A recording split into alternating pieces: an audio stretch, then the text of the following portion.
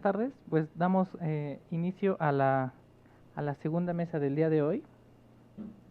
Nuestro primer ponente es Joshua Bautista González, aquí lo tenemos. Bueno, voy a leer una pequeña reseña sobre él. Bueno, él es biólogo egresado de la Facultad de Ciencias de la UNAM. Su tesis sobre hongos y líquenes de la medicina tradicional mexicana fue galardonada con el premio Arturo Warman. Su tesis de maestría trató sobre el aprovechamiento de líquenes en Tehuacán, Cuicatlán, y fue galardonada con el premio Miguel Ángel Martínez Alfaro por haber obtenido el tercer lugar en la edición del 2018. Los resultados de sus investigaciones los ha presentado en 35 congresos y simposios nacionales e internacionales. Ha colaborado en 50 eventos de comunicación científica como expositor, voluntario u organizador. Y ha realizado 4 estancias de investigación en distintos centros académicos y ha dirigido también tesis de licenciatura. Es miembro del Grupo Interdisciplinario para el Desarrollo de la Etnomicología en México, la Asociación Etnobiológica Mexicana, la Sociedad Mexicana de Micología, la Red Temática de Producción de Productos Forestales No Maderables y del Comité Académico de la Red Pedagógica Contemporánea. Actualmente estudia el doctorado en el posgrado de Ciencias Biológicas de la UNAM y realiza trabajo de campo con diferentes grupos originarios del norte, centro y sur de México. Sus investigaciones las realiza en el Laboratorio de Líquenes del Instituto de Biología. Es profesor de asignatura A en la División de Estudios Profesionales de la Facultad de Ciencias de la UNAM desde el 2016, en donde ha participado con la impartición de 40 cursos, cuenta con diversas publicaciones, artículos científicos de divulgación y capítulos de libros, enfocados meramente en temas etnobiológicos. Bueno, le doy la palabra como tal y para que nos pueda comentar sobre los hongos de los dioses, el título de su ponencia.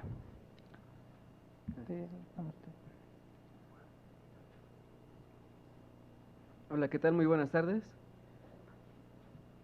Antes que nada, pues agradecer a los organizadores de este gran evento. La verdad es un honor para mí, es un privilegio estar en esa institución, ¿no? Tan bonita, tan grande, ¿no? Con tanta historia. Pues bueno, el día de hoy entonces vamos a platicar sobre los hongos de los dioses. Esto es algo que hemos recopilado a través de la literatura y pues también algunos datos de campo en algunas comunidades del país. ¿La siguiente? Bueno, para empezar a hablar de los hongos de los dioses, primero, ¿qué son los hongos? Los hongos son un reino biológico que tiene ciertas características que agrupan a todos los organismos de este reino. Tenemos organismos que van desde los microscópicos, ¿no? Las levaduras, de donde se obtiene la cerveza, las bebidas fermentadas, hasta hongos macroscópicos, ¿no? Incluso hay hongos tan grandes, ¿no? Son gigantescos, como Armillaria ostoyae, que está en Oregon, en Estados Unidos, y que mide 965 hectáreas. Tiene 2.500 años, se ha estimado que tiene entre 2.500 años hasta 8.000 años, ¿no? Entonces, de ese tamaño son los hongos, ¿no? Un solo individuo, ¿no? Son organismos heterótrofos, su nutrición es por absorción, realizan la síntesis de la lisina por la vía de la AAA, y todos también, algo muy importante es que todos tienen ergosterol, que es una provitamina de la vitamina D2. La siguiente, por favor. Entonces, los hongos tienen una gran diversidad de formas, de tamaños, de colores y de sabores. La siguiente. ¿No? Encontramos hongos de todo tipo que están creciendo prácticamente en todo el mundo. Y los hongos han sido importantes desde hace millones de años, ¿no? Desde hace miles de años, no solo para los seres humanos, sino también para otros animales inteligentes que tienen cultura y que también los utilizan. Pero bueno, de acuerdo con el doctor Teófilo Herrera, el uso de los hongos, al igual que el de las plantas y los animales, ha sido importante desde que los humanos aparecieron en la Tierra. Desde hace decenas de milenios, los seres humanos han empleado hongos neurotrópicos para adivinar e inducir el éxtasis chamánico, ¿no? Entonces sabemos que existe una relación pues muy antigua, ¿no? Tan antigua como el propio ser humano. Las primeras evidencias de la relación entre los hongos y las personas los encontramos en las pinturas rupestres, unas de ellas hechas por los Sandawe de África y otros por los Bradash de Australia. En estas pinturas rupestres se ha encontrado algunas figuras antropomorfas que tienen cabeza de hongo, ¿no? Entonces, tanto en África como en Australia. En ambos lugares también se han encontrado este tipo de figuras con líneas concéntricas, Ajá, y otro tipo de figuras, en la siguiente, que hacen suponer que estas imágenes las veían las personas, los artistas que las dibujaban, estaban bajo el efecto de hongos psicotrópicos. Aquí, por ejemplo, estamos observando en la parte inferior derecha, ¿no? Un pequeño ser, ¿no? Que está junto con otro que es gigantesco, ¿no? Tiene las manos muy largas, ¿no? Los brazos, las cabezas. Esto, pues en algunos lados, pues han dicho que pues, son los extraterrestres, ¿no? Que nos visitaron. Los que nos dedicamos al estudio de los hongos, pues más bien pensamos que es el efecto que producen el consumo de hongos neurotrópicos. Entre ellos está la macropsia o la micropsia, que uno percibe las cosas más grandes o más pequeñas de lo que en realidad son, ¿no? Y pues la percepción, ¿no? Que va cambiando. También en Europa se han encontrado pinturas rupestres en donde aparecen hongos, los cuales se ha teorizado que pertenecen al género psilocibe, ¿no? Son hongos alucinantes, hongos alucinógenos, hongos neurotrópicos. Cabe aclarar, ¿no? Este tipo de hongos del que vamos a estar hablando, pues algunos les van a llamar de diferentes maneras dependiendo de donde estemos posicionados, ¿no? Los hippies, ¿no? Les llaman hongos alucinógenos, ¿verdad? Los que los ocupan con fines recreativos. Los médicos tradicionales los van a considerar medicina, medicamentos, ¿no? Hongos sagrados, ¿no? Para quienes estudian hongos tóxicos, pues también son considerados hongos tóxicos porque tienen toxinas. Para los químicos, para los biólogos, son hongos neurotrópicos, hongos psicotrópicos. Pero bueno, entonces en Europa también se han encontrado algunas pinturas rupestres que aluden a este tipo de organismos. Como podemos observar aquí, esta es una pintura rupestre de España, data de 6.000 a 8.000 años, y podemos observar 13 figuras fúngicas que están dibujadas cerca de un bóvido. En la base de estos hongos podemos ver que algunos están bifurcados. Se ha interpretado que estos hongos puede que se estén transformando en personas, o son personas que se transformaron en hongos. Hay varios indicios que nos dicen la identidad taxonómica de estos organismos. Por ejemplo, uno de los indicios es el animal que está ahí, ¿no? Los bóvidos. Este tipo de hongos del género psilocibe, algunos de ellos crecen en el excremento, ¿verdad? Este tipo de animales. Entonces se supone que por eso los dibujaron, ¿no? Por eso están dibujados ahí. Además, algunos, si se dan cuenta, el estípite, ¿no? La patita del hongo, la tiene curveada.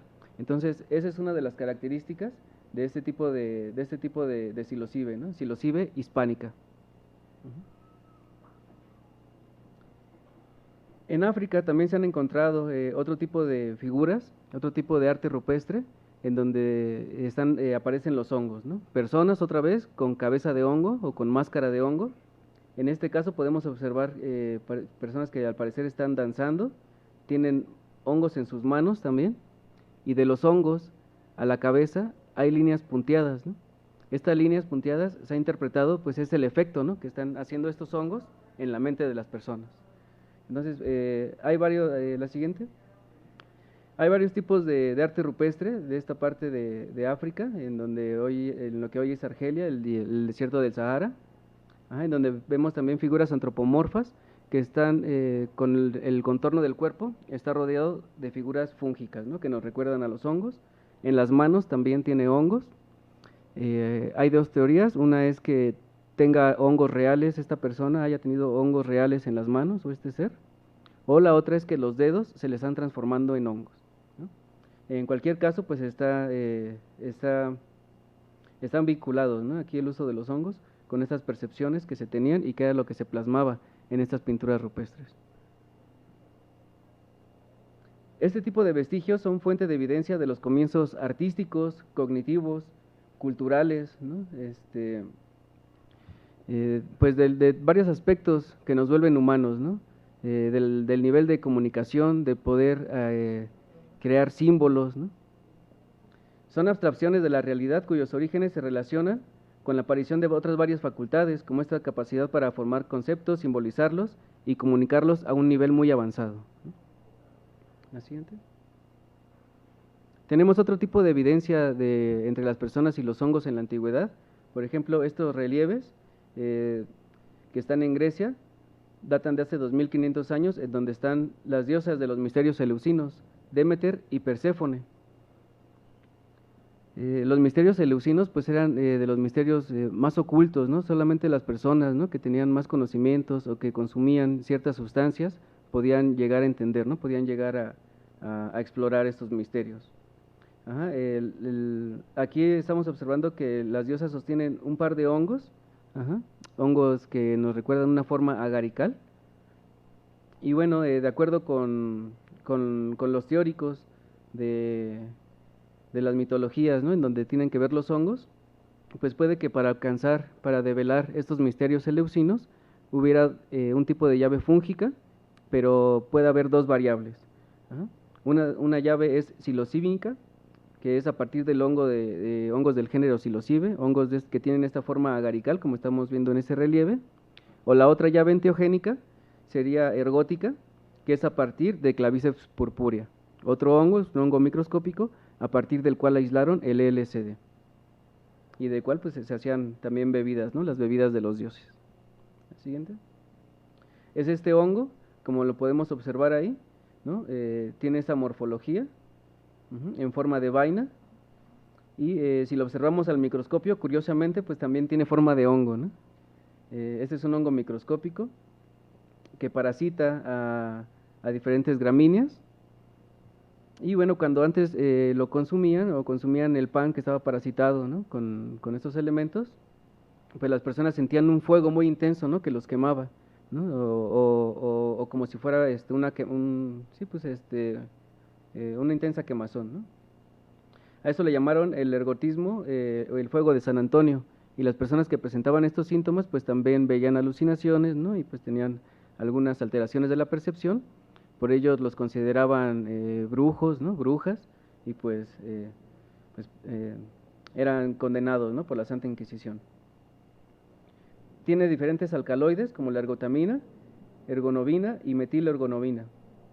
En la medicina tradicional también tiene usos desde hace centurias, ¿no?, para adelantar el parto, por ejemplo, o para tratar el sangrado de los pulmones. Esto era recomendado por Hipócrates y Dioscórides, pilares de la medicina occidental. La siguiente. Bueno, la otra opción, la llave psilocíbica, ¿no?, es estos hongos que contienen psilocibina. Hay varios géneros que contienen psilocibina, por ejemplo, psilocibe, pero hay otros como conocibe, paneolina o gymnopilus.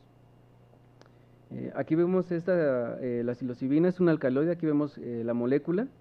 Una vez que es ingerida esta sustancia, rápidamente es metabolizada por nuestro cuerpo y pasa a psilocina, la cual actúa como un agonista de los receptores de la serotonina en el cerebro. Esto se considera pues una sustancia tóxica, nociva, ¿verdad? Daña el sistema nervioso central, provoca dolores de cabeza, confusión, vértigo, alteración del equilibrio, debilidad muscular, reducción del ritmo cardíaco, presión arterial baja y entumecimiento de las extremidades. También puede que se obtengan síntomas positivos, ¿no? Por ejemplo, se siente felicidad, sensación de libertad, hay mucha risa, incluso risa hasta llorar, ¿no? Quienes ya lo hayan consumido, ¿no? No me dejarán mentir. O también pueden sentir cosas feas, ¿no? También se puede sentir ansiedad, depresión, miedo, rabia, sentimientos eróticos, alucinaciones, delirio, modificación de la percepción espacio-tiempo, ¿no?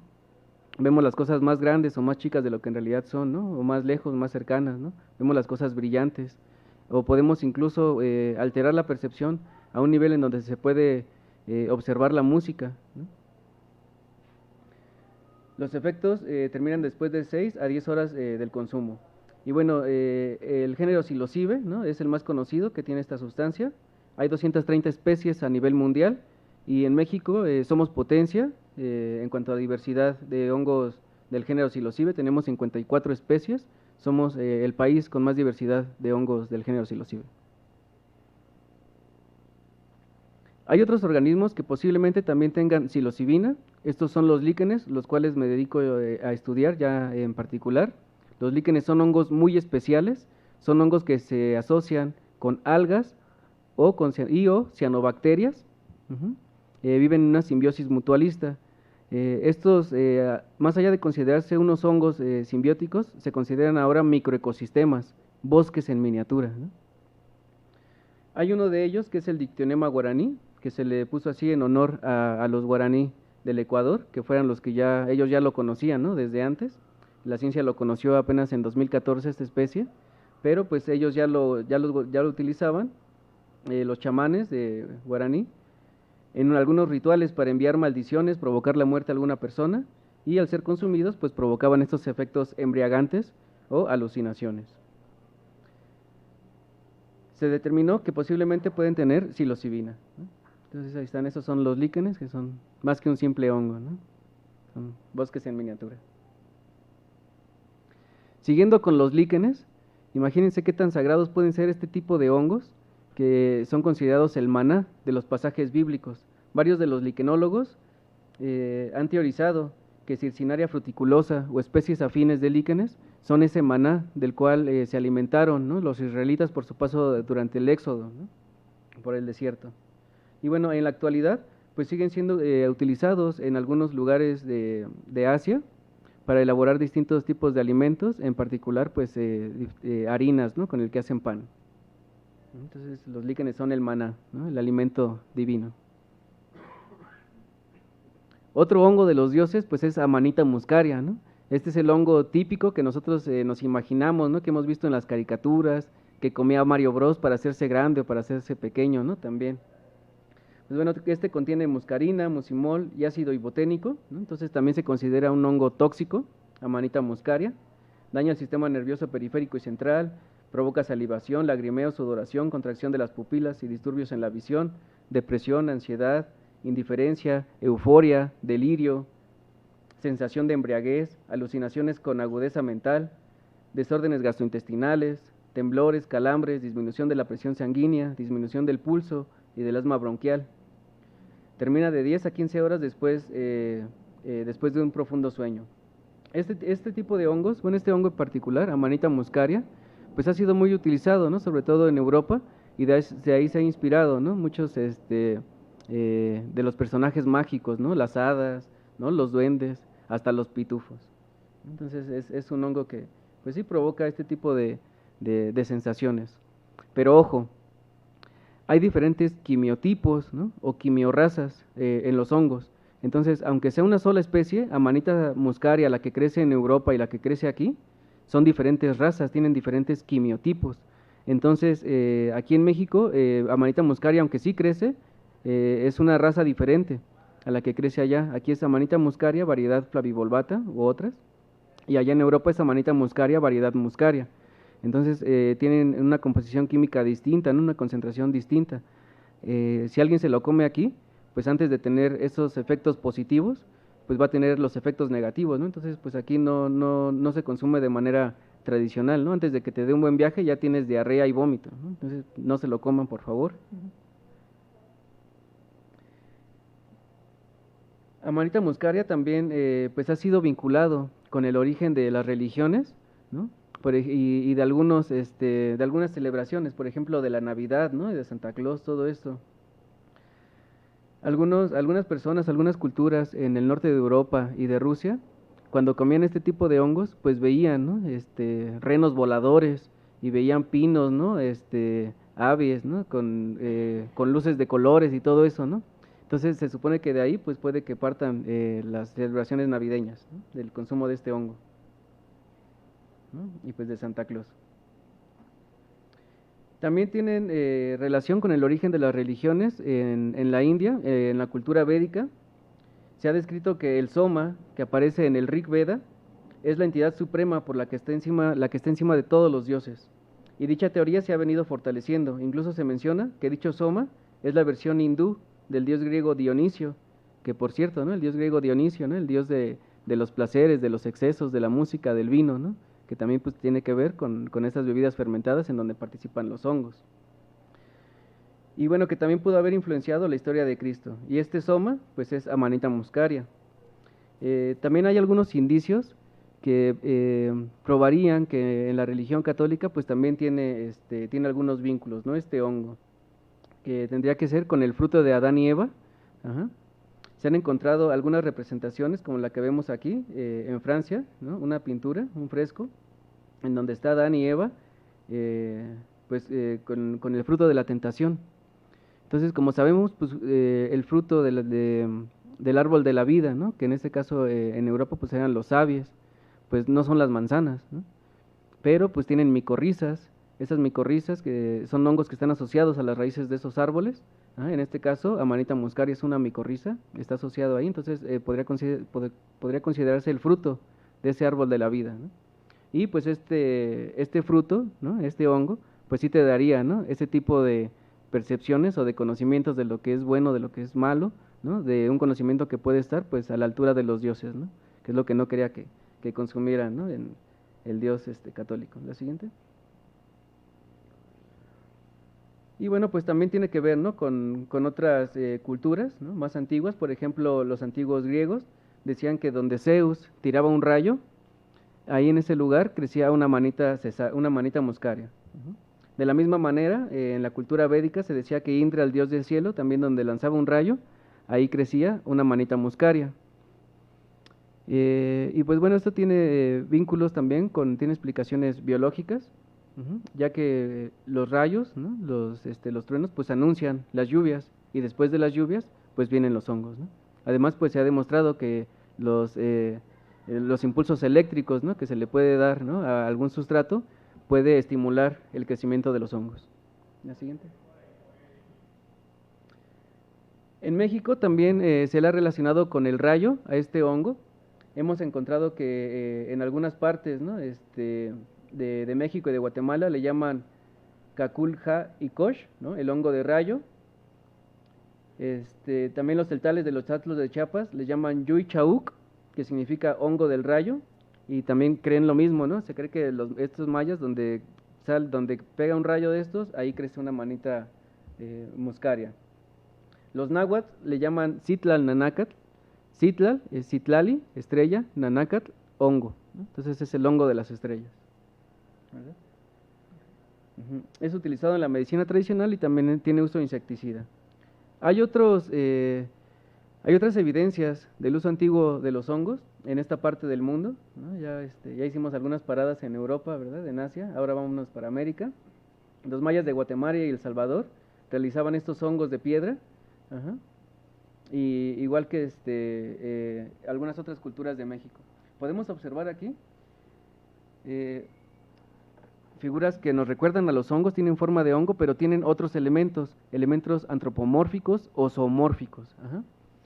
Vemos algunos indicios que podrían hacernos sospechar que son hongos, representaciones de hongos sagrados, de hongos del género Psilocybe, ya que las personas que aparecen ahí tienen los ojos desorbitados, por ejemplo. Algunas personas, los que están abajo a la derecha, ya se interpreta que hasta ya vienen regresando del viaje.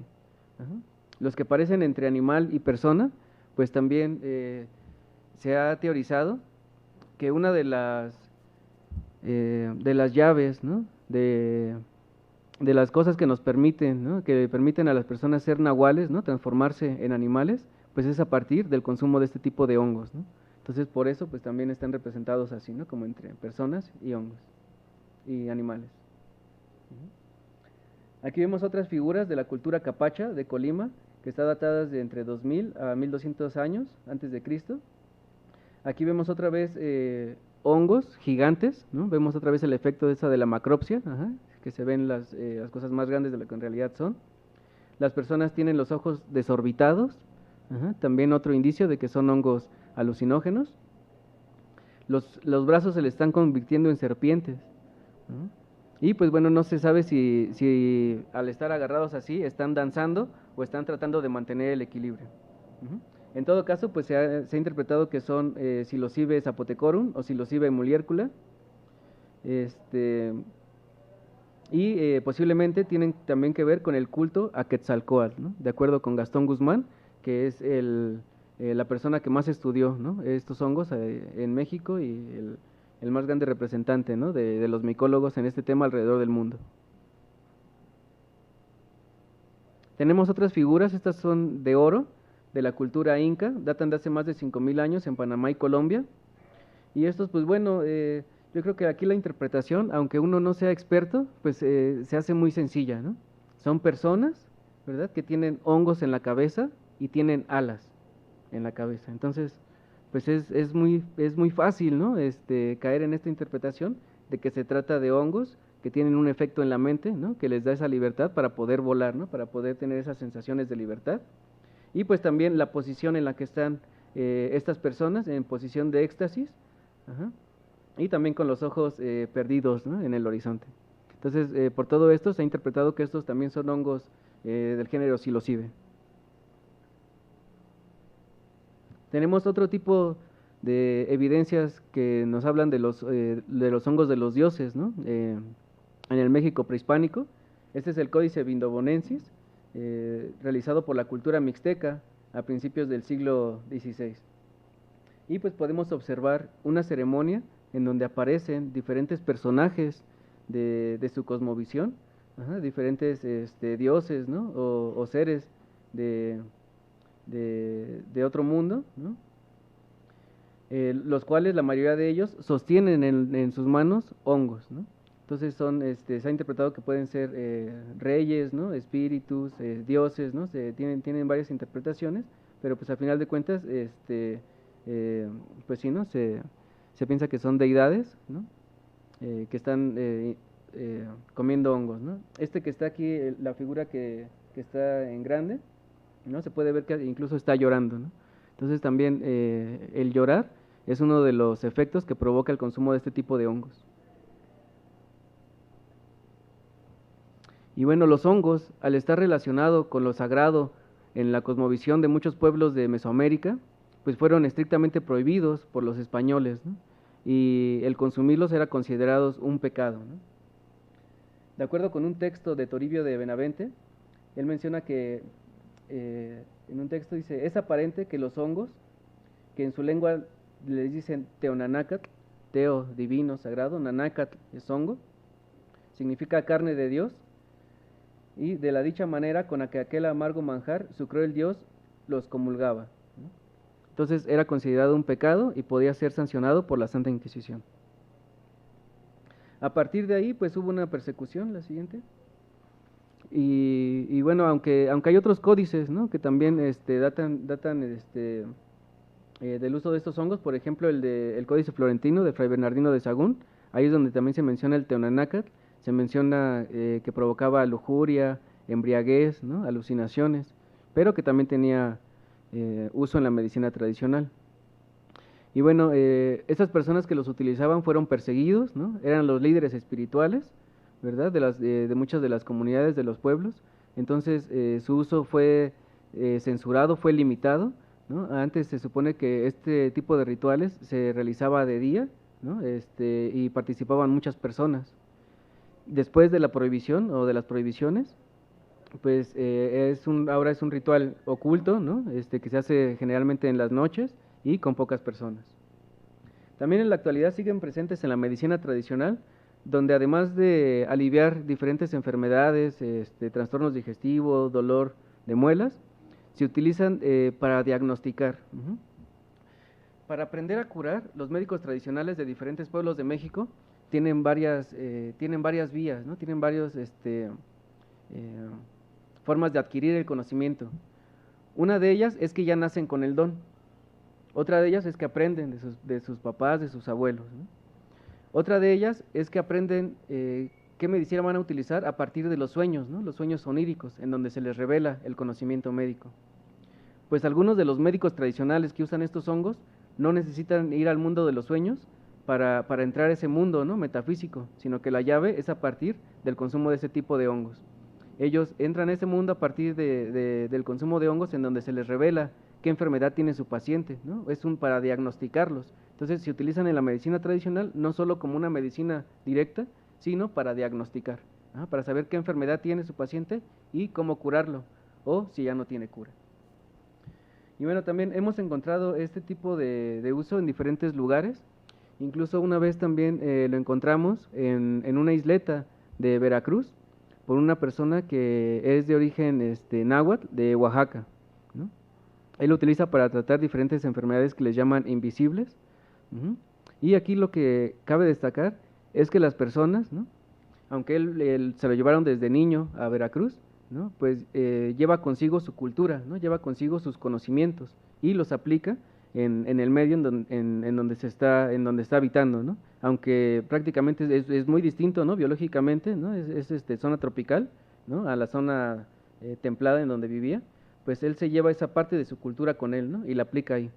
Entonces, esto ha pasado pues a nivel, digamos, nacional, ¿no? A nivel de Oaxaca a Veracruz, ¿no? Pero también fue lo que pasó de África a Europa, ¿no? De Europa hacia Asia, ¿no? Y de Asia hacia América, ¿no? Entonces, pues es algo que se ha ido transmitiendo. Tenemos otros hongos que consideré para esta charla como hongos sagrados, ¿no? Por ejemplo, esta Ganoderma lobatum. Estos son del grupo de del que le llaman hongo michoacano, es de este género, ¿no? Ganoderma lobatum. Lo utilizan en la medicina tradicional de diferentes pueblos, como los celtales, para tratar afecciones de la piel. Pero hay un caso muy simbólico, ¿no? Que es el caso de Nuestro Señor del Honguito. Es una iglesia en Chignahuapan, en Puebla, en donde está este hongo, el que está aquí abajo, que tiene unos grabados, tiene un Cristo, un sol, una luna, ¿no? Dice por ahí santo, vienen unas estrellas. Entonces, la historia de cómo fue encontrado y cómo ha perdurado este hongo, ya lo encontraron se supone que desde hace siglos, ¿no? Y el hongo se mantiene como tal. Entonces, para ellos, para las personas de esa localidad, ¿no? Eso representa que es un milagro, ¿no? Como un hongo puede conservarse tanto tiempo. Ajá. Entonces, este hongo lo tienen dentro de una cruz en la iglesia. Uh-huh. La iglesia le llaman el Señor del Honguito, pero ha cambiado de nombre. Después le pusieron Nuestro Señor de la Salud, porque las personas le pedían mucho, ¿no? Para tratar sus enfermedades. Después le pusieron Nuestra Señora del Sagrado Corazón de Jesús, y así le han puesto otros nombres. De acuerdo con el doctor Gastón Guzmán, estos son también esfuerzos por parte de la iglesia para borrar de la mente esta idolatría que tenían los antiguos de esa región hacia los hongos. Ya para ir cerrando, pues tenemos que los hongos sagrados han sido importantes desde el origen de las culturas, ¿verdad?, hasta la actualidad. Los hongos sagrados y medicinales han jugado un papel central en la historia y en la evolución del ser humano, ¿no? En el último 1.000.000 de años, biológicamente hemos cambiado muy poco, pero culturalmente ha sido muy significativo. Y parte de ello pues puede deberse al consumo de estos hongos sagrados y de las plantas también. Los hongos son un factor que potenciaron este desarrollo cognitivo, catalizaron la autorreflexión, la conciencia y la organización psíquica. Su ingesta se relaciona con la génesis de manifestaciones humanas, como la religión, el lenguaje complejo, el recuerdo, la imaginación proyectiva, la danza, entre otras. También tenemos algunas problemáticas, ¿no? Por ejemplo, las sociedades hegemónicas los han intentado prohibir, ¿no? Aquí en México se prohibieron desde la llegada de los españoles y actualmente pues el gobierno pues también prohíbe su uso, ¿no? Ya que los consideran una droga, ¿no? Y pues su uso es sancionado como tal. Para los pueblos originarios también todos los hongos son sagrados, ¿no? Eso también quisiera aclararlo, ¿no? No solamente los que tienen alguna sustancia neurotrópica. De hecho, para los pueblos originarios todo es sagrado, ¿no? El bosque es sagrado, el agua es sagrada, una roca es sagrada, ¿no? Entonces todos los hongos son sagrados para ellos, tanto los comestibles, los medicinales, o en este caso, pues también los que provocan este tipo de percepciones. México es potencia mundial en hongos sagrados y medicinales. Sin embargo, la transculturación de las comunidades indígenas implica cambios en la forma de uso de los hongos de este tipo. Por ejemplo, la incursión en la medicina académica, ¿no? De las farmacias en estos pueblos originarios. Recordemos, ¿no? Este tipo de hongos generalmente ya no se usan en rituales para conectarse con los dioses, ¿no? Las comunidades indígenas actualmente los utilizan solamente como medicina. Ajá. Entonces, en muchos de estos lugares donde se utilizaba tradicionalmente como medicina, se están dejando de usar y pues están empezando a usar fármacos. También tenemos esta pérdida, ¿no? Del patrimonio tanto biológico como cultural, ¿no? En este caso, micocultural. Por la modificación de las actividades productivas, la falta de interés también por parte de las nuevas generaciones o el deterioro ambiental, ¿no? Si ya no hay bosque, pues no hay hongos, ¿no? Y sin hongos, pues también no hay bosque. Por ello es necesario desarrollar estrategias para alentar la conservación y la revalorización tanto de los recursos fúngicos como de las prácticas tradicionales asociados a ellos. Y bueno, al respecto, nosotros en el GIDEM, pues organizamos diferentes eventos, diferentes foros, diferentes actividades alrededor del país, en donde tratamos, ¿no?, de revalorizar el conocimiento tradicional de los hongos y pues integrar también el conocimiento técnico y científico que tenemos sobre ellos, ¿no? Hacemos muestras gastronómicas, exposiciones fotográficas, en fin, ¿no?, diferentes eventos, y pues de lo más bonito pues es trabajar con los niños, ¿no? También para que vayan conociendo, ¿no?, que vayan tomándole más valor a lo que saben sus papás, sus abuelos, ¿no?, sobre los hongos. En este caso estábamos jugando, ¿no?, en lugar de póngale la cola al burro, póngale el sombrero al hongo, ¿no? Y bueno, es lo que les quería compartir el día de hoy. Les agradezco de todo corazón pues su paciencia por escucharme, y de verdad es un honor estar aquí en la ENA.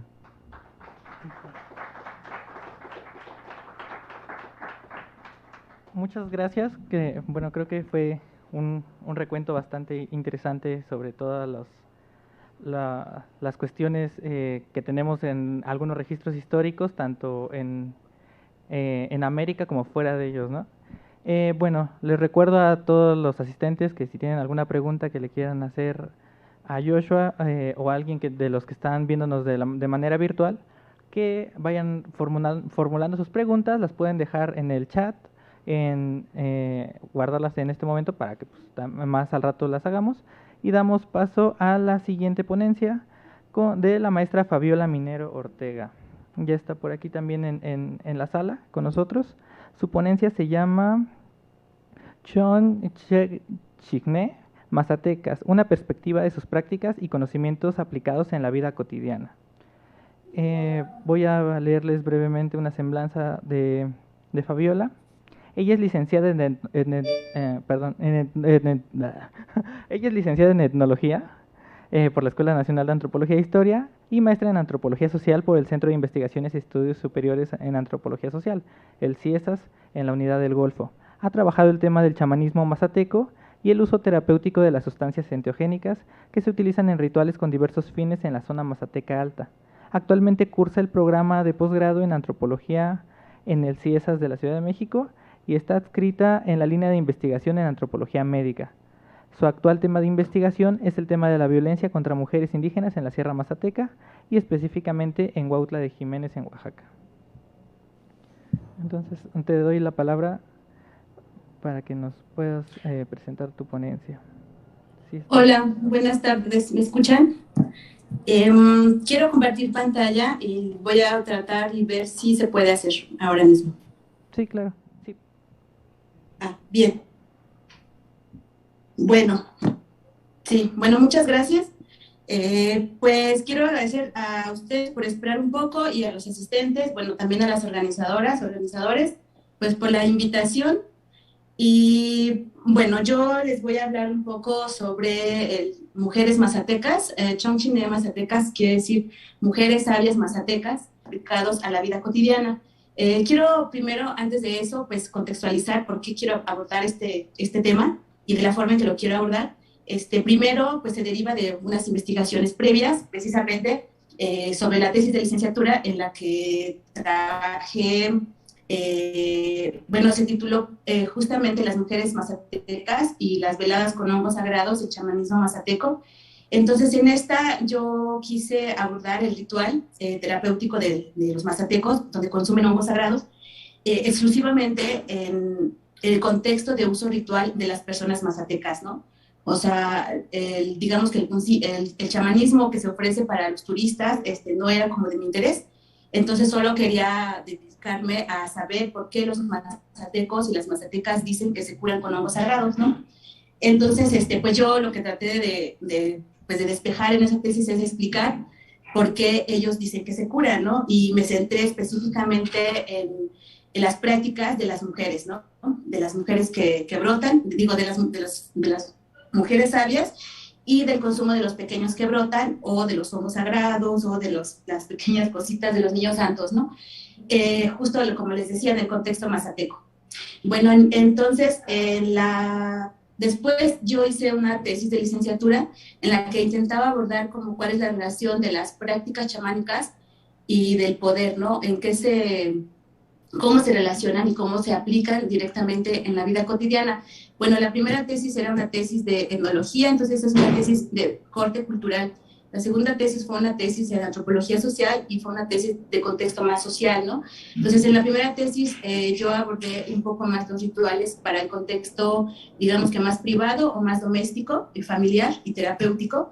Y en la segunda tesis yo lo que quería abordar es por qué, o sea, que el uso de los hongos en contextos rituales no solamente se da, o no solamente se presenta para fines curativos y en fines domésticos, ¿no? Sino que también tienen una implicación más social, ¿no? Y más comunitaria. Entonces yo quería despejar un poco de esto y por eso intenté abordar esta relación de la práctica política y la práctica chamánica en Huautla de Jiménez. Y bueno, en esta ocasión, derivado de esas dos tesis y de mis observaciones etnográficas, pues yo lo que les quiero hablar es justamente por qué las mujeres mazatecas tienen una perspectiva distinta al aplicar sus prácticas y conocimientos directamente en la vida, ¿no? O sea, más bien porque el objetivo también es plantear que no solamente el consumo de hongos tiene que ser privado, y que además también las implicaciones sociales tienen que ser, o son más comunitarias, ¿no? Sino que más bien justamente porque las veladas son de corte privado, pues no se le ha abordado, digamos, una aplicación más colectiva. Entonces, bueno, yo lo que quiero abordar aquí es desde qué perspectiva, digamos, las mujeres sabias abordan problemas de la vida cotidiana, ¿no? Y que atienden a mujeres también que necesitan solucionar problemas de la vida cotidiana, y también la perspectiva de cómo las mujeres mazatecas o cómo las sabias lo abordan, ¿no? Y porque no debemos olvidar que las mujeres, o tanto hombres como mujeres sabios, pues también tienen una vida cotidiana, ¿no? O sea, no solamente el contexto de su vida es un contexto ritual, sino que tiene pues una vida, ¿no? Una vida común y corriente como la tenemos todos y todas, ¿no? Bueno, entonces, ¿cómo le doy? A ver. Bueno, entonces yo les quiero hablar aquí del chamanismo mazateco. Primero, dejar en claro pues que el pueblo mazateco consume los hongos sagrados en un contexto ceremonial exclusivamente para curarse de enfermedades o para resolver problemas difíciles, ¿no? Ya sea investigar, saber sobre algo o alguien, o la mayoría de las veces ese uso pues es efectivo.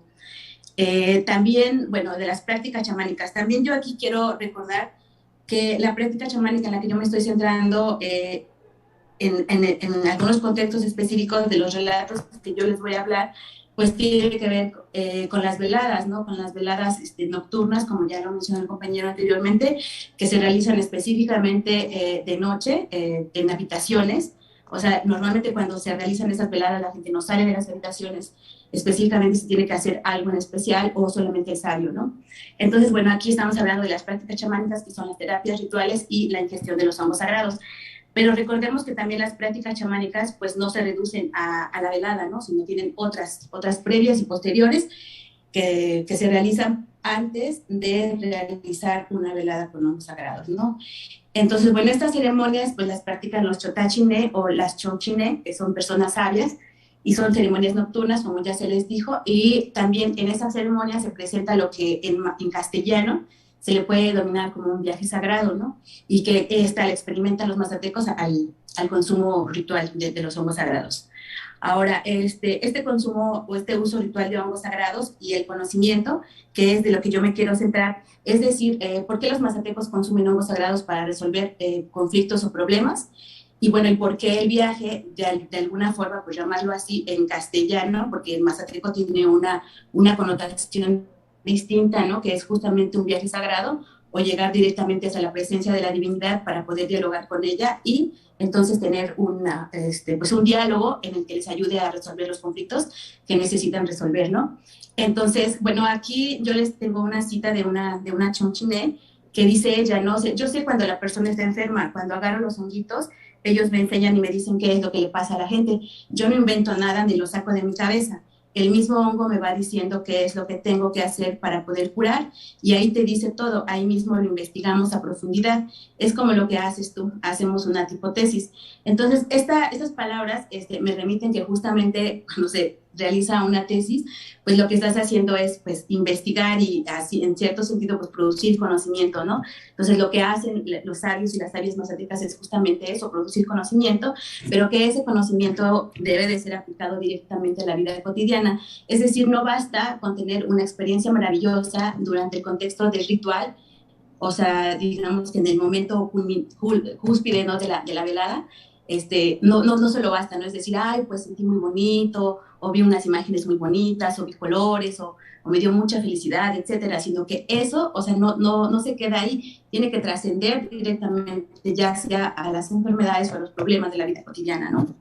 Entonces, bueno, el contexto del uso, como ya dijimos, o sea, se tiene que aclarar, ¿no? O sea, para los mazatecos, pues el contexto de los hongos sagrados no son una droga, son exclusivos de enfermedades o problemas y su consumo solamente es en ceremonias nocturnas y de preferencia con la ayuda de un especialista o un guía, ¿no? O sea, es prescindible esta figura porque de lo contrario, pues todo lo que sucede durante esta etapa del trance o viaje o de la adquisición de conocimientos, pues puede ser que las personas no logren interpretarlo y para eso está esta figura, ¿no? Y bueno, por supuesto que se necesitan requisitos previos y posteriores a la ceremonia.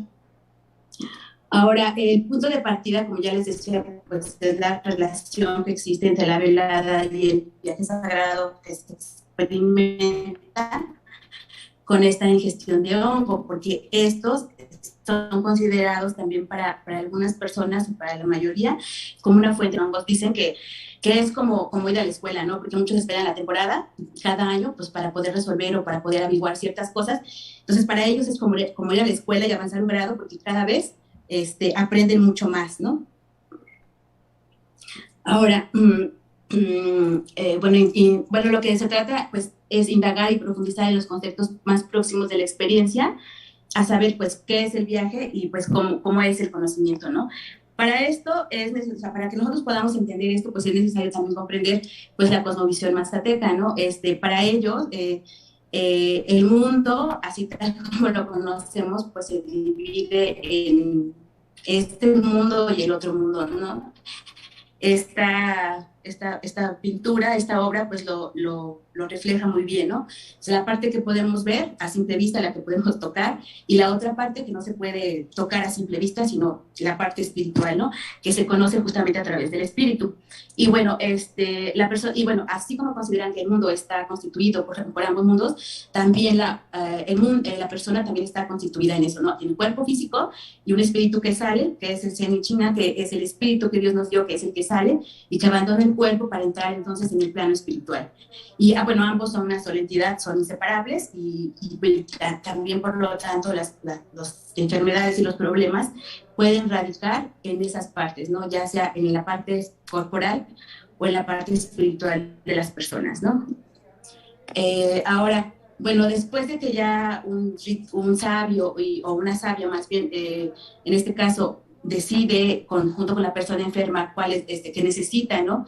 Hacer un ritual para consumir los hongos sagrados, bueno, pues tenemos en primera parte pues una persona con su cuerpo, su espíritu, tenemos un conflicto, que ya sea una enfermedad o un problema, y tenemos al chotachine o a la chine, que realiza las veladas, los hombros, guía e interpreta, ¿no? O sea, consumen e interpretan el viaje. Ahora, ¿quiénes son estas mujeres chonchine? Bueno, pues de todos los especialistas rituales del sistema terapéutico mazateco, pues son los especialistas de más alto rango, ¿no? Como ya les decía, en este caso, pues es mujer sabia. Estas mujeres y estos sabios, bueno, tienen suficiente experiencia, los mejores, se ocultan, o sea, no son tan conocidos, no cobran tanto dinero o de repente no cobran, ¿no? No todos trabajan para cualquier persona, puesto que ellos dicen que su labor es muy frágil y además es peligrosa, ¿no? Es muy difícil. Y bueno, como ya decíamos, su papel es muy necesario. También habrá que recordar que habrá falsos chotashine, o sea, hay o brujos también que trabajan mal. Entonces, la verdad es que cuando una persona tiene un conflicto que de verdad necesita ser resuelto, pues es mucho mejor que acuda con una persona que de verdad sabe, porque de lo contrario puede ser contraproducente, ¿no? Tanto para el conflicto o para la persona que está acudiendo con ellas, ¿no? Bueno, entonces, digamos, estas ceremonias, bueno, ya como les expliqué, es una ceremonia nocturna, que quiere decir cuando uno se desvela, cuando nos desvelamos, y bueno, es un tiempo y un espacio que está destinado específicamente para eso. Una velada nunca va a ser igual a la otra, aunque la realice la misma persona y aunque la realice la misma Chotachine, y bueno, comparten una estructura, eso sí. Bueno, tienen un caso que se amerita, requisitos previos, preparativos, inicio, peticiones, ingesta, desarrollo, cierre de la ceremonia y requisitos posteriores. También habrá que recordar que para que se pueda llevar a cabo una, digamos, una velada exitosa o que se pueda resolver un conflicto, la ceremonia, no, digamos que no es el momento culminante de todo el proceso, digamos, ¿no? O sea, existe previamente y también posteriormente procesos que se realizan antes de una velada, ¿no? Ahora, bueno, como estas, les decía yo, pueden ser previas, pueden ser rituales de adivinación o pueden ser limpias. Aquí vamos a una Saria que está leyendo maíz, bueno, acá también leen copal, leen las velas, y bueno, para adivinar, ¿no? O para saber específicamente si tienen amerita el caso. Y también las posteriores, que pueden ser de fortalecimiento o de agradecimiento, con ofrendas, cerros, iglesias, limpias, etcétera, etcétera, ¿no? Entonces aquí también podemos ver a personas que después de una velada están realizando, y aquí, bueno, ofrendas que también se realizan, ya sea donde los pidan, donde los dueños de los lugares los pidan, o donde pues las divinidades te digan que tienes que hacerlo, ¿no? Entonces aquí hay como prácticas, como les decía, que las prácticas chamánicas no solamente se limitan al consumo de hongos en las ceremonias, sino que tienen otras prácticas, ¿no? Y que son aplicadas también directamente en la vida cotidiana.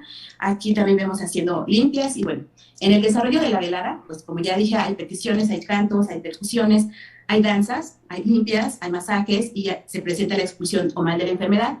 Todo depende de Chotachine o de la Chotachine y de sus prácticas. Hay algunas personas que a lo mejor no requieren de limpia, ¿no? Dependiendo del caso, no requieren de masajes o no necesitan una expulsión, ¿no? De algún mal que se concentre directamente en el cuerpo. Por eso les decía que no todas son similares. Incluso hay chamanes que, bueno, o sabias, ¿no? Chamanes y chamanas que no danzan, etcétera, etcétera, que no utilizan percusiones, pero bueno, aquí en este caso, pues sí, yo registré, por eso las tengo aquí, ¿no? ¿Qué sucede en la velada? Bueno, pues como ya dijimos, hay efectos por el consumo de hongos sagrados y por el contexto ritual. O sea, no solamente la ingesta de hongos sagrados te conduce a un trance extático, sino también el contexto, que son el humo, el no haber ingerido alimentos durante un día, al menos en ayuno, ¿no? O de varios días de ayuno, dependiendo. También, como les decía, las percusiones, la danza, o sea, en la oscuridad, o sea, es lo que te ayuda, ¿no? A inducir este trance o esta modificación de la conciencia para llegar directamente a un trance profundo o a un viaje sagrado a la presencia de Dios, y poder entonces adquirir en este viaje, digamos, la solución o curación al problema, ¿no? Y que justamente es obtenido a través de, o sea, a través de este viaje es donde se obtienen esos conocimientos que normalmente son proporcionados por la divinidad, ¿no? O por las divinidades, dependiendo, pues, a quién se encomiende, ¿no? Y bueno, hay algunos efectos fisiológicos, como ya lo comentó también el compañero anterior. Bueno, pues para los mazatecos las sensaciones son corporales, son auditivas y son visuales, ¿no? No necesariamente tienes que ver, a veces solo escuchan, ¿no? Escuchan que alguien les está hablando, o a veces no escuchan, pero lo están mirando, o tienen impacto directamente en el cuerpo, ¿no? Ellos pueden sentir frío, pueden sentir calor, pueden sentir sensación de que recorre tu cuerpo, de la disminución de dolor, pueden sentir miedo. De hecho, muchísimos mazatecos y mazatecas no consumen hongos justamente por miedo, ¿no? Bueno, porque seguramente han tenido relatos de otras experiencias que han sido aterradoras, porque lo son también.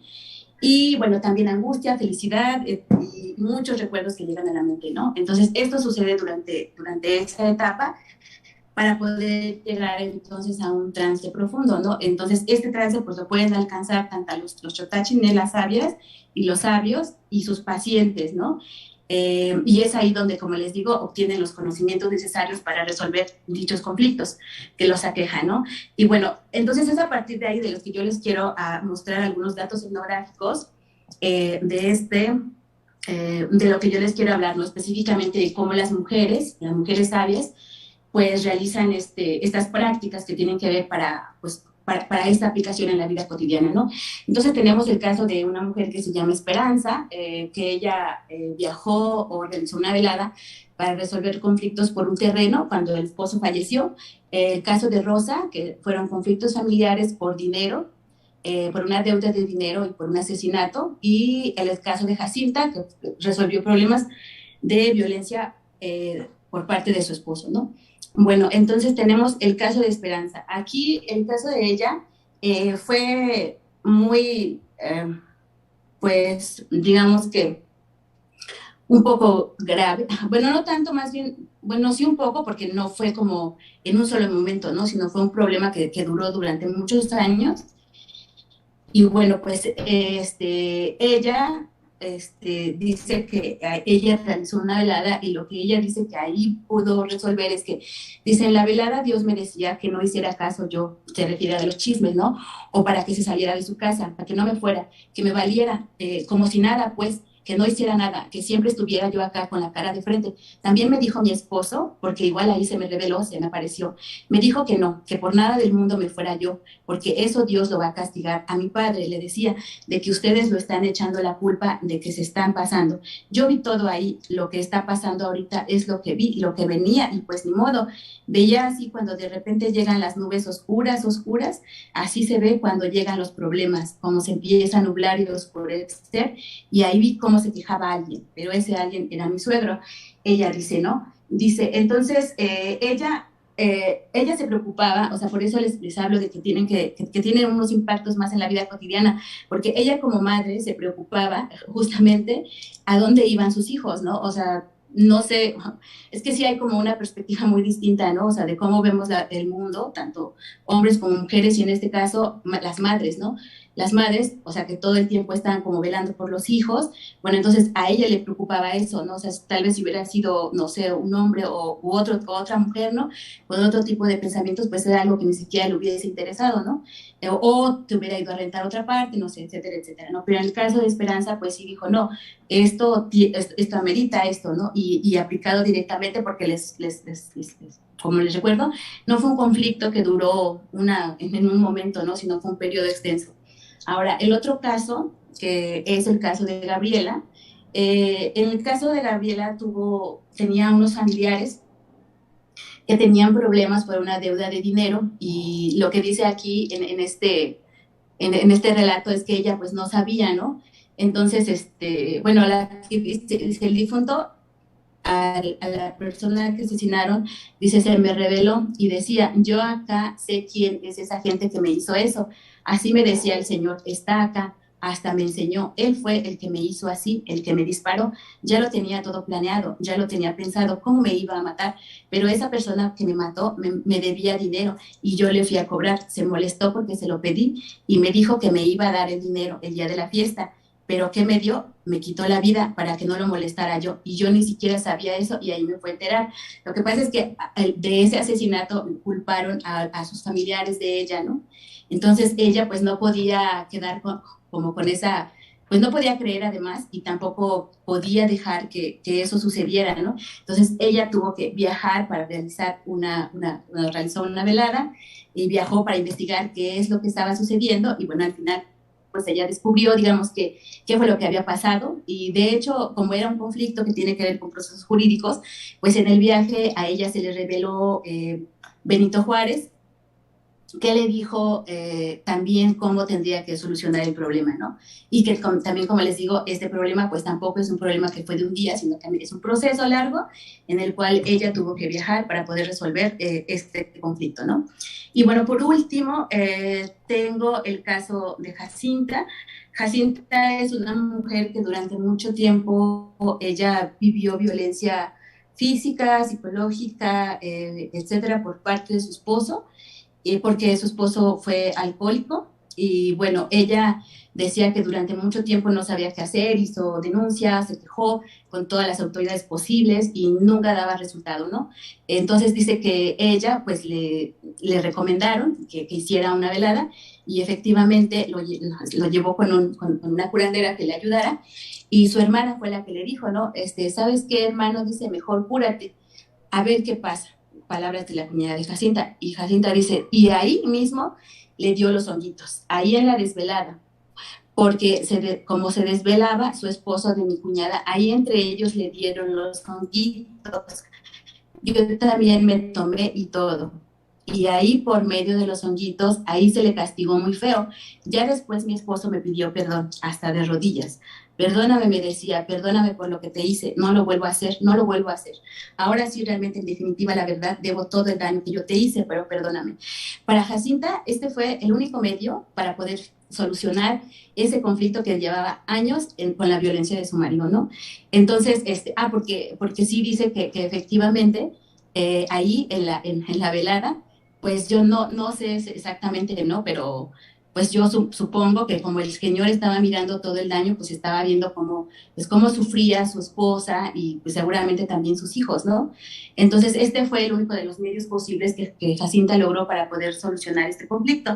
Entonces esto nos da pie a explicar por qué estos conocimientos tienen que trascender, o sea, no solamente decir, como les dije al principio, no solamente decir que podemos viajar, y que podemos ver, y que podemos sentir una experiencia súper maravillosa, pero que esa experiencia súper maravillosa tiene que tener una implicación en la vida cotidiana, porque si no, no tiene sentido, ¿no? O sea, esos conocimientos que tú puedes obtener, los tienes que aplicar, porque si no es como, pues saber y no compartir, pues tampoco tiene como una aplicación real, ¿no? Entonces, bueno, en estos tres casos, la Chonchine pues guía y ayuda a la interpretación del viaje o trance en el que se encuentran las personas que solicitan la investigación o el caso, pues estas mujeres pues ayudaron también a estas mujeres a solucionar este tipo de conflictos. Entonces, más bien, pues mi pregunta a Relaciones Finales, pues es saber, también decir que esto, pues ¿cómo se puede decir? Pues preliminares, o sea, son como pues unas betas, digamos, de investigación nuevas que se pueden realizar, ¿no? A partir del consumo de hongos, digamos, en este contexto, no solamente terapéuticos, sino ya de aplicaciones más concretas. Y bueno, yo lo que, bueno, más que digamos que consideraciones finales hay como pues betas, ¿no? Digamos, pues saber, por ejemplo, si el consumo de hongos sagrados se basa en que, bueno, que Dios les ayudará, no al problema, bueno, pero que este Dios, o bueno, la divinidad, quien sea, pues les está solucionando esto, y que, bueno, con la ayuda de ellos, van a poder realizar este viaje en la presencia de Él para poder tener este diálogo, y es ahí donde Él les va a proporcionar los conocimientos necesarios, ¿no? Y bueno, también, pues, las personas tienen fe en los hongos, tienen fe en Dios, en la persona y en las mismas personas que están consumiendo los hongos, ¿no? Porque si tienen miedo o están dudando, pues es muy posible pues, que no logren nada, ¿no? Investigar nada. Y bueno, estas posibles temáticas, como les decía, pues que me llevan a más preguntas, pues bueno, que podrían ser para poder tener como más argumentos para poder explicar este consumo más práctico, pues es indagar en las diferencias sustanciales que no se ha hecho en las prácticas chamánicas que realizan los hombres sabios mazatecos y las que realizan las prácticas, o sea, las prácticas de las mujeres, ¿no?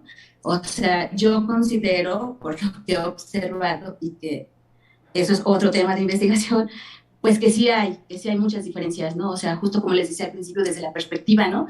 O sea, a lo mejor tal vez si la señora Jacinta hubiese ido con un curandero, o sea, que no estuviera presente también otra mujer, que tal vez hubiera tenido otro desenlace, ¿no? Su ceremonia. Entonces, bueno, también ahí, y también, por ejemplo, el hecho de justamente de abordar los problemas o los padecimientos, pues que hay una perspectiva distinta, ¿no? Tanto de hombres como de mujeres. Incluso la forma de acercarse a las divinidades en cuanto a las peticiones y los cantos y los rezos, ¿no? O sea, yo, por ejemplo, yo no tengo traducciones de hombres sabios, tengo solo de mujeres, ¿no? Pero sí sería interesante comparar la forma, ¿no? En la que los hombres se dirigen hacia las divinidades para las peticiones de las soluciones o la búsqueda o las curaciones, y así como se dirigen también las mujeres, ¿no? Y también, y bueno, eso me lleva también a pensar en un análisis que puede ser, pues, semántico pues, de los textos, ¿no? De la traducción e interpretación de esos cantos y de esas peticiones, tanto de hombres como mujeres, ¿no? Para poder, pues, también encontrar muchas diferencias, ¿no? Bueno, si es que las hay, que yo me imagino que realmente sí, ¿no? Pero bueno. Y eso sería todo por el momento, pues les agradezco su atención. Y bueno, en últimas también pues quiero agradecer a los hermanos mazatecos, a Asunción y René Alvarado Martínez, porque sus obras están ilustrando mi presentación. Y bueno, pueden consultarlos en sus páginas de Facebook, porque si les interesa comprar algunas obras, todas las tienen a la venta, ahí están sus contactos. Y bueno, muchas gracias, eso sería todo. Ahora voy a dejar de compartir pantalla y no sé cómo. Ya, detener. Muchas gracias. Bueno, creo que fue una ponencia bastante interesante, los ejemplos que nos pones. Igual les recordamos a los que nos están escuchando, a los asistentes también aquí en la sala, que si tienen alguna pregunta, la vayan formulando para al final contestarlas. Vamos a pasar a la siguiente ponencia del doctor Jesús González Mariscal, titulada La investigación de los hongos psilocibe desde un prisma transdisciplinario e intercultural. Voy a leerles una reseña curricular. Él es cofundador y coordinador general del proyecto Teonanácatl, proyecto de investigación financiado por el Consejo Nacional de Ciencia y Tecnología del Gobierno de México, diálogo de saberes en torno a las potencialidades terapéuticas de los hongos que contienen psilocibina, un estudio transdisciplinario a través de la neurociencia, la psicología, la antropología, la historia y el conocimiento tradicional indígena.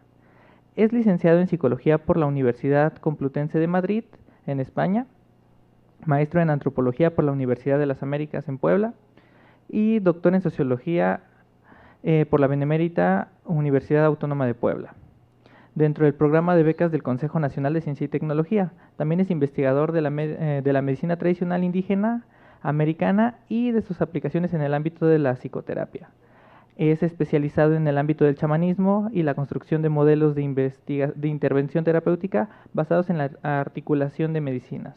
Actualmente dedica sus prácticas profesionales a la atención de psicoterapéutica privada aquí en la Ciudad de México y la coordinación del proyecto Teonanácatl y la investigación independiente. Te dejo la palabra.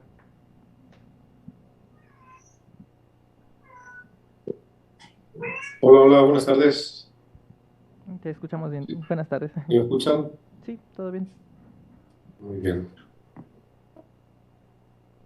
Bueno, pues gracias primeramente a la doctora Elizabeth por la invitación a este congreso.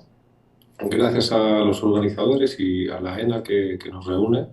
Y bueno, felicitarlos porque considero que ahora en todo este panorama efervescente de la investigación con plantas y hongos sagrados son muy necesarios los estudios y los espacios para compartir investigaciones con carácter social y cultural y más si son situadas en México, en su territorio y en la riqueza de sus culturas indígenas. Entonces, bueno, felicidades y gracias por la invitación. Yo hoy les voy a leer, estaba pensando cómo abordar esta ponencia y finalmente decidí leerles un texto que creo que da buena cuenta de este abordaje transdisciplinario intercultural con el que estamos trabajando en el proyecto de investigación que coordino. Entonces le voy a leer un texto que escribí junto a dos estudiantes asociados al proyecto general, que son Ariane Espitalier, que está haciendo un máster en la Universidad de Barcelona, y Alan Suárez, que está haciendo la maestría en la UNAM. ¿Dónde era? Yo no olvidé Alan. En Estudios Mesoamericanos de la UNAM. Y bueno, en el compartir del primer año nuestros trabajos y nuestras idas a campo, pues nada, les propuse reflexionar en conjunto durante algunas sesiones, conversar, dialogar de nuestras experiencias. Oh, perdón, me dicen que no se ve nada. No estás compartiendo la pantalla, ¿sí? ¿Sí se ve? ¿Cómo no estoy compartiendo pantalla? ¿Vas a compartir pantalla o no? No. No, bueno, sí te ves. Sí te vemos. ¿Sí me ven ustedes? Sí, me estaban diciendo sí. por el chat que no me No, veían. sí te vemos y te escuchamos bien. Muy bien, gracias. Bueno, pues eso, estuvimos dialogando y finalmente escribimos este texto que es uno de los textos que compone uno de los resultados del primer año de investigación de este proyecto. Estamos trabajando en la edición de un dossier para la revista Elementos de la Benemérita Universidad Autónoma de Puebla, para el que compilamos 3 artículos diferentes de los investigadores y estudiantes asociados al proyecto. Entonces, bueno, este texto se llama La velada mazateca como vía de conocimiento en los procesos de construcción de investigación científica, y voy a pasar a leerlo. Está dividido en 3 partes. La primera, que es la introducción, la hago yo, luego viene la parte que escribió Arián y luego la parte que escribió Alan. Creo que no me va a dar tiempo a leerlo completo, pero bueno, ahí hasta donde llegue, se los comparto.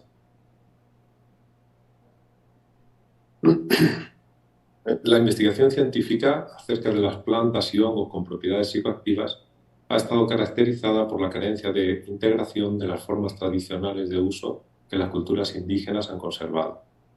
Estos pueblos originarios tienen sus propias vías de conocimiento, una compleja comprensión epistemológica y ontológica que subyace a sus prácticas tradicionales, así como estrategias metodológicas rigurosas en los procesos de construcción del conocimiento, de las que forman parte plantas, hongos y semillas psicoactivas. En este texto presentamos un primer ejercicio de reflexión conjunta acerca de la investigación de los hongos psilocibios en clave intercultural y transdisciplinaria.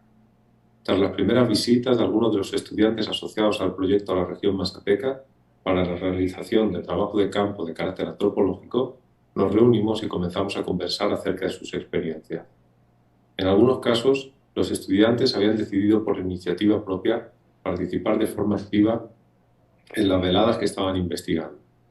Abrimos el espacio de diálogo para elaborar en conjunto dichas experiencias e integrarlas al propio proceso de investigación, surgiendo la pregunta: ¿cómo se relaciona mi experiencia personal de la ingesta de hongos en el marco de una velada mazateca con mi proyecto de investigación académica? Con ello, queríamos realizar un ejercicio exploratorio de poner en diálogo las 2 epistemologías que confluyen en nuestro campo de investigación, la científica y la mazateca, asumiendo que nuestros cuerpos constituyen el primer territorio para este diálogo de saberes. De esta manera, este texto ofrece una primera aproximación colectiva a nuestra particular manera de entender lo transdisciplinario e intercultural, en la expresión concreta de la articulación de los procedimientos del quehacer científico con los propios de la medicina tradicional mazateca, considerando ambas como vías legítimas de conocimiento para la comprensión profunda del mundo de los hongos sagrados.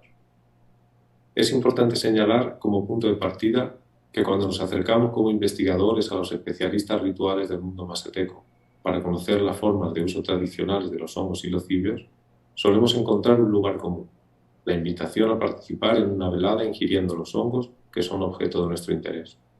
Así lo viví yo mismo con doña Paulina Encarnación Sosa. A lo largo de algo más de 3 años, fui a casa de la anciana en numerosas ocasiones con diferentes motivos. Al comenzar el proyecto de documentación de sus saberes, el registro de las veladas y sus diversas prácticas para la restauración de la salud fueron los motivos principales de las visitas. De la mano, siempre estuvo presente la participación activa en las veladas. Podría decir incluso que este fue el territorio principal de trabajo del que posteriormente surgió el proyecto de investigación que nos reúne en la publicación que les comentaba. De esta manera, aprendimos con doña Paulina que el papel de la savia en la ingesta de los hongos sagrados mazatecos forma parte inherente del rito de la velada. No se pueden entender las potencialidades terapéuticas de esta clase de hongos sin la interacción y participación necesaria del especialista ritual. La velada mazateca conforma un sistema complejo en el que cada parte tiene una función necesaria para que el dispositivo de curación tenga los resultados completos. Si aislamos algunas de sus partes, el resultado cambia radicalmente. No son los hongos los que curan, sino el trabajo que hace la savia con los hongos. En ello reside la principal diferencia entre una experiencia psicodélica y una experiencia de curación, aprendizaje y conocimiento, entre la ingesta de una sustancia psicoactiva o de los pequeños que brotan, los niñitos santos, las cositas, el remedio indígena. Si bien la velada está conformada por elementos constantes que definen y estructuran el rito, se abre paréntesis, la noche, el copal, el pisiete, las flores, la vela, la mesa de trabajo, el sabio, los hongos, se cierra paréntesis, Lo que fundamentalmente la define es su capacidad de interacción con el presente, lo que acontece, siendo su constante principal el cambio, la variación permanente de su dinámica. No hay dos veladas iguales, no solo entre diferentes sabias, sino en la práctica del mismo sabio, de la misma sabia. Cada velada es siempre diferente.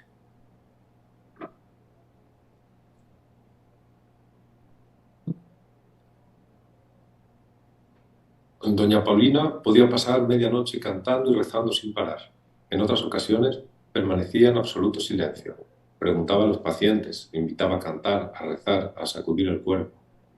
Algunas veces hablaba acerca de lo que los hongos le mostraban de los participantes, sus vidas, sus problemas. Rameaba con plantas, esparcía perfumes, untaba con pisiete, masajeaba, percutía, rompía a carcajadas u oraba con solemnidad. Las veladas eran la expresión más explícita y sublime de su arte de la curación. En ellas desplegaba todos sus recursos, desde el trance inducido por los hongos en un acto de improvisación magistral, desde una escucha íntima y delicada de cada uno de los procesos internos de los presentes. Conocer la velada a través de las palabras de la savia es presentar el rostro visible del rito. La especialidad de la savia es el lenguaje, un lenguaje entendido siempre de forma dialógica, el del diálogo entre los diferentes niveles de realidad y percepción. La savia dice lo que le dicen los hongos que diga. La savia escucha a los hongos para hablar, para cantar. Por ello, los cantos enunciados en las partes más inspiradas de la velada están intercalados siempre por la palabra mazateca tso, dice. Porque es el hongo el que habla a través del lenguaje de la savia. Porque es el hongo el que dice las palabras que pronuncia la savia. Porque su cuerpo es tomado por el hongo para la manifestación de lo sagrado, del lenguaje que cura. Pero no solo es esta la dimensión que la savia atiende para ir construyendo el devenir del rito desde el contacto íntimo con la experiencia del hongo, sino que en ello acontece una delicada escucha del proceso subjetivo, el proceso interno que cada paciente está experimentando en la embriaguez generada por la ingesta. Los elementos principales del lenguaje de la savia son la escucha y la lectura. La savia escucha lo que el hongo le dice. La savia escucha lo que el paciente le dice, pero también lo que no le dice, porque su arte es escuchar el silencio, lo inefable, los sonidos que nacen de niveles de realidad donde el alfabeto no existe. Así, la savia reza y canta en contacto íntimo con lo que está aconteciendo en el interior de cada una de las personas que han ingerido los hongos.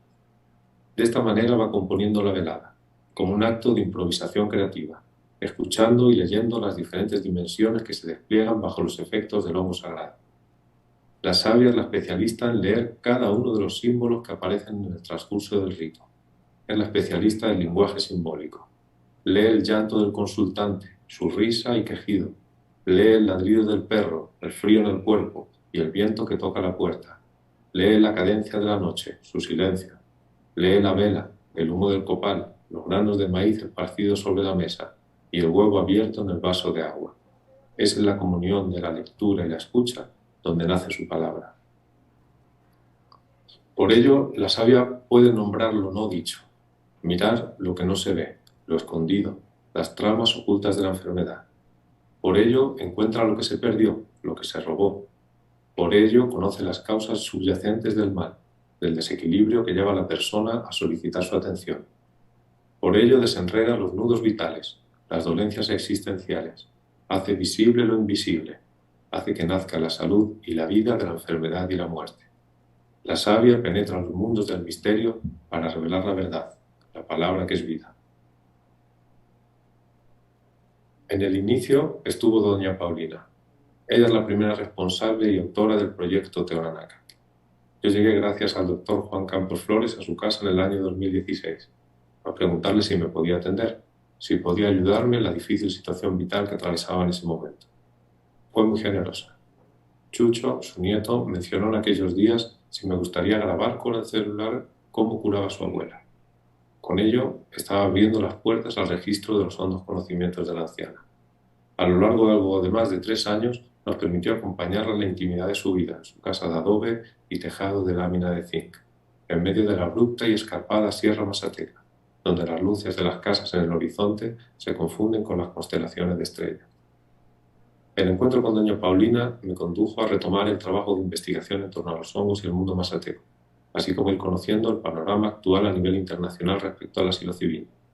Consideré que sería sumamente valiosa la integración de los estudios acerca de los conocimientos tradicionales de los hongos en el renovado interés por las potencialidades terapéuticas de la psilocibina. Comencé a reunir, a conversar con un colectivo de investigadores con experiencia en los ámbitos de la medicina tradicional indígena, la historia, la psicología, la neurociencia, la fotografía, el cine y la biología, con el propósito de producir investigación de frontera desde el prisma de los estudios transdisciplinarios y el diálogo intercultural, acerca del uso ritual de los hongos sagrados y los procesos de sanación implicados, de manera que nuestro trabajo pudiera contribuir al nuevo campo de estudio de la psilocibina. Después llegó la convocatoria Ciencia de Frontera 2019 y la aprobación del CONACYT para este proyecto que nos ha reunido.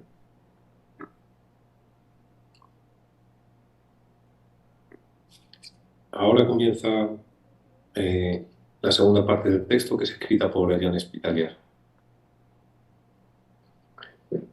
Durante uno de los seminarios organizados en el marco del proyecto, tuve la oportunidad de presentar mi propuesta de investigación intitulada La velada mazateca, un estudio fenomenológico interpretativo. Al concluir la presentación y abrir espacio para preguntas, la primera vino por parte de un investigador originario de Huautla de Jiménez. Su pregunta fue algo así como: a mí me gustaría preguntarle a la compañera si ya tuvo la oportunidad de participar en una velada. Debo admitir que en un primer instante la pregunta me pareció un poco intrusiva. Recuerdo haber escuchado en una entrevista hecha al neurofarmacólogo David Knott, eminente investigador en el campo de la ciencia psicodélica, una pregunta similar. ¿Tenía Knott experiencia personal con las sustancias que estudiaba?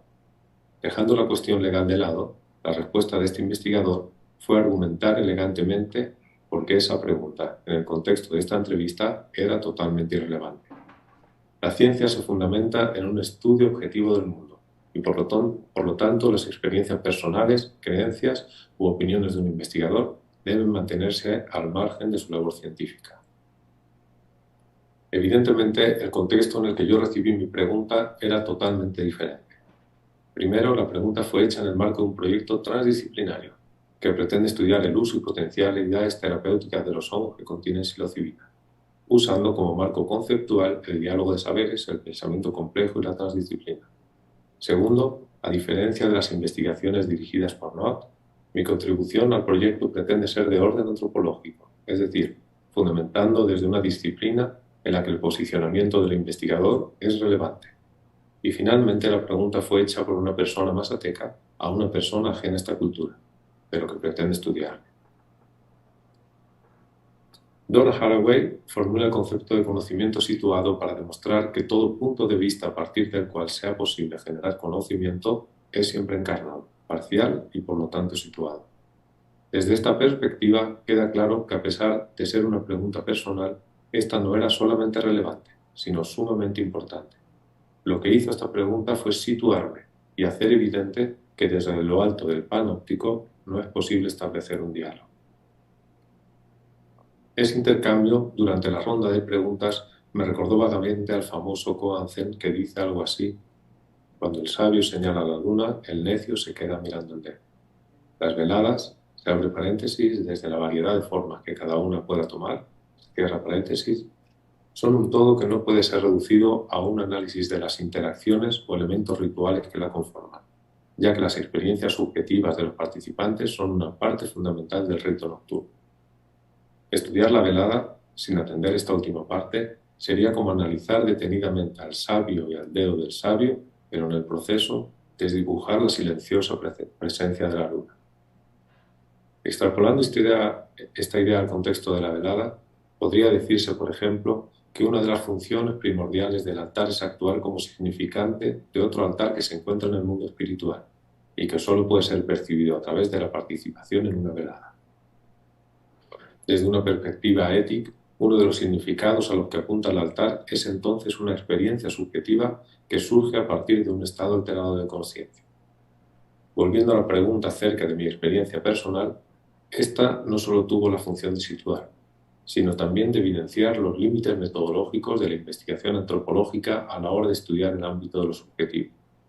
En efecto, la antropología interpretativa reduce los fenómenos al estado de un texto o sistema simbólico, dejando de lado la experiencia subjetiva o mundo fenoménico del sujeto.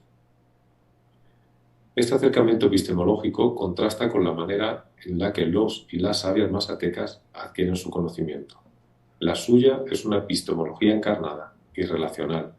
El chotá o la chonchiné obtienen su conocimiento a través de la experiencia subjetiva. Entonces, ¿cómo establecer puentes de diálogo entre epistemes tan distintas? Usualmente, el término volverse nativo se refiere al peligro que corren los etnógrafos al involucrarse demasiado con las comunidades que estudian y, por lo tanto, perder la objetividad y distancia requeridas. Sin embargo, poniendo énfasis en las limitantes metodológicas de la observación participante a la hora de abordar sistemas de conocimiento basados en la subjetividad, Terz propone volverse nativo como una metodología en la que el investigador cruza deliberadamente la línea de la objetividad para aprender a percibir y experimentar el mundo desde la perspectiva de las personas a quienes estudia. Lo que puede obtenerse de tal investigación es entonces una comprensión en primera persona, de un modo de subjetividad diferente. Siguiendo esta idea, el autor propone que la posibilidad de adquirir o percibir nuevos mundos fenoménicos requiere desarrollar cierto escepticismo hacia las propias creencias y adoptar una aceptación pragmática del mundo fenoménico ofrecido por los informantes o colaboradores.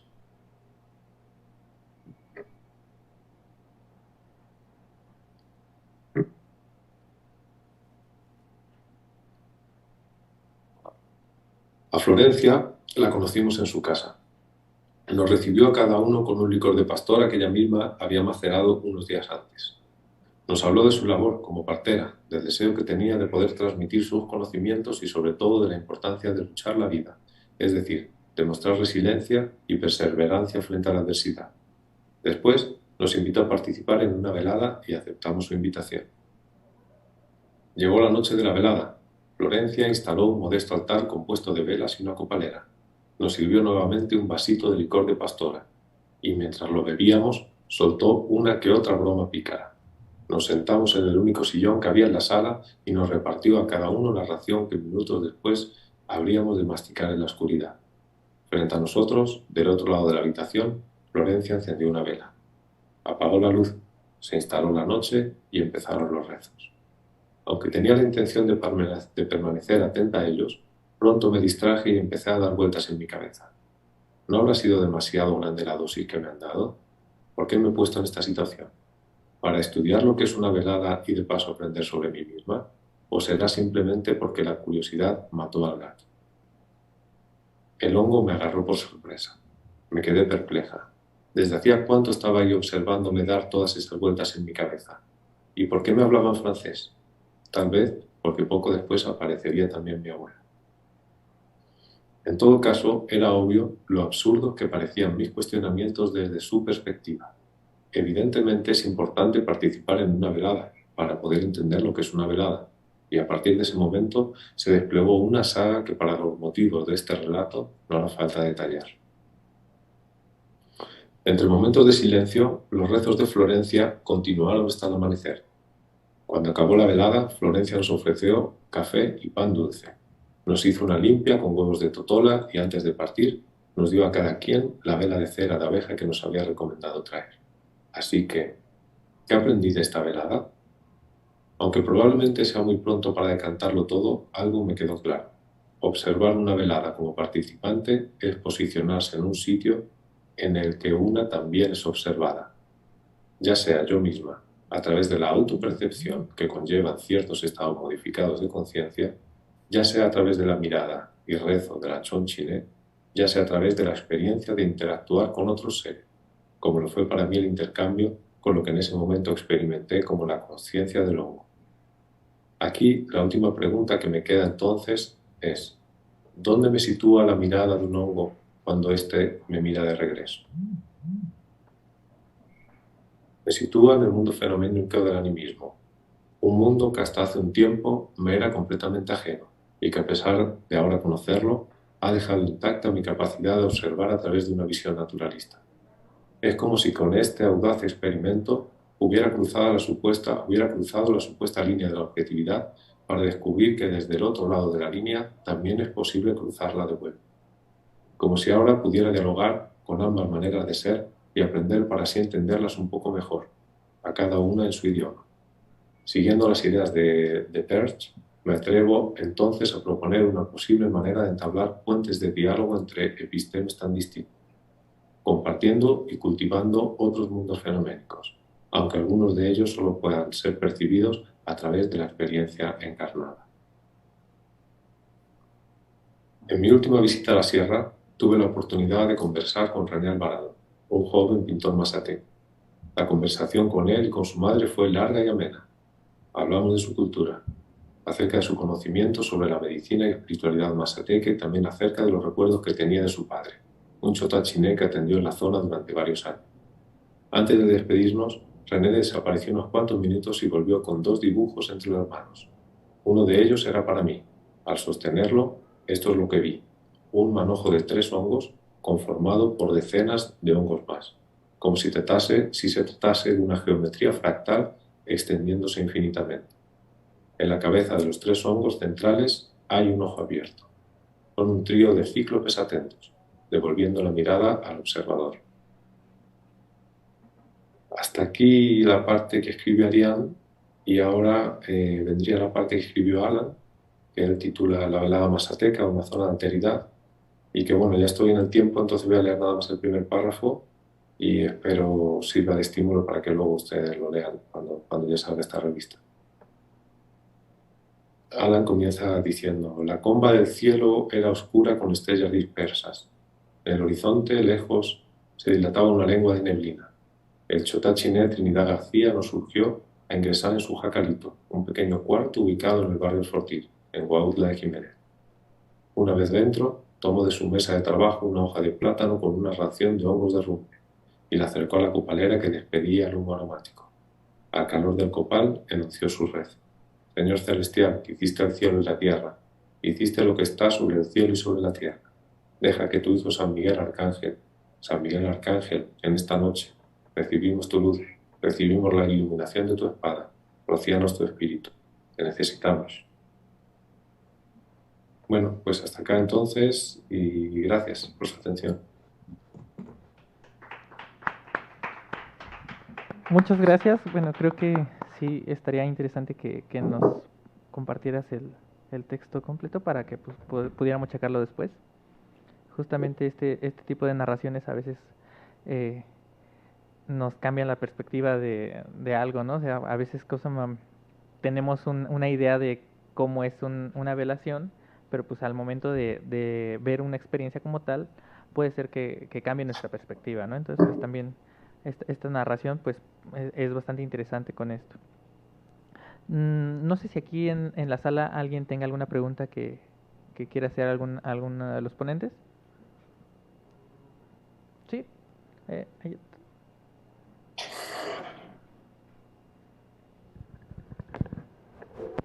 Pues mi nombre es tengo que hacer un poquito más fuerte. Me paro. Ahí se escucha bien. Bueno, pues felicidades por las ponencias, me hacen muy interesantes. Evidentemente, sí nos damos cuenta, ¿no?, que ese proceso civilizatorio buscó anular, ¿no?, porque no lo logró, todo este tema de ese conocimiento ancestral que, bueno, en esta mesa es de hongos, pero también tiene que ver con otro tipo de plantas, de toda esta botánica que justo fue para, sí, pues control social, ¿no?, evidentemente.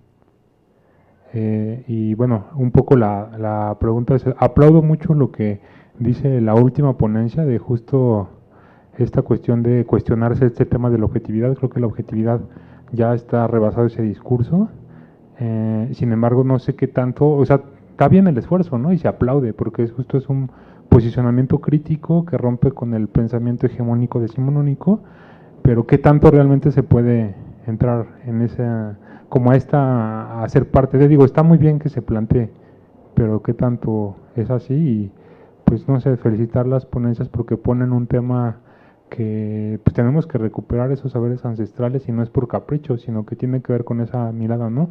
Recordaba también un poco a Lacan por este tema de lo imaginario, lo simbólico, lo real, que evidentemente el hongo por ahí puede estar, ¿no? Aunque no esté anunciado desde la ciencia hegemónica occidental. Nada más es comentario, gracias.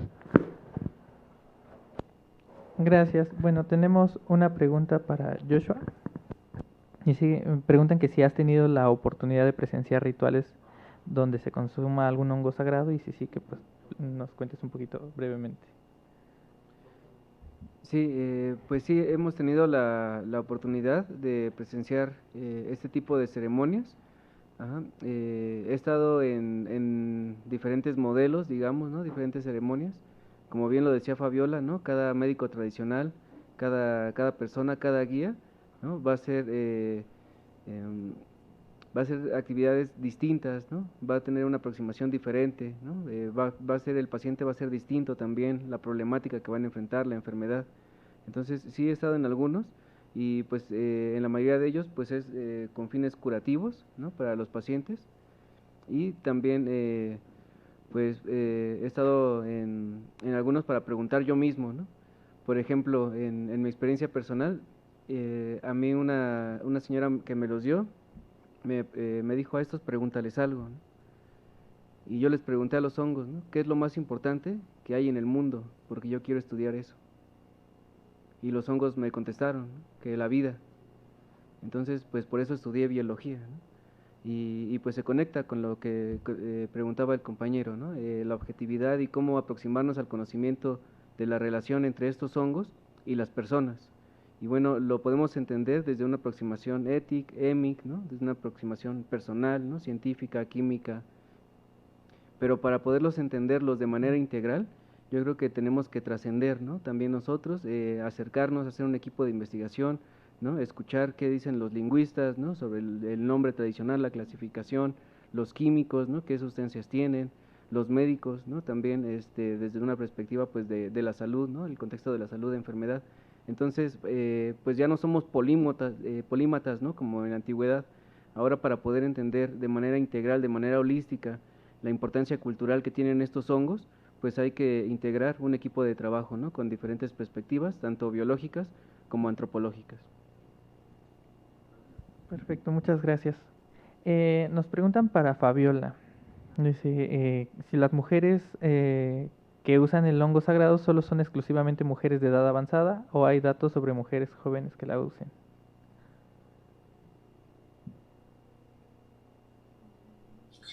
Pues esa es interesante porque en realidad yo conozco muchas mujeres de edad avanzada, sí, pero también hay muchas mujeres jóvenes. Incluso conocí a la más joven, tenía como unos 25 años y era soltera, todavía no se casaba, ¿no?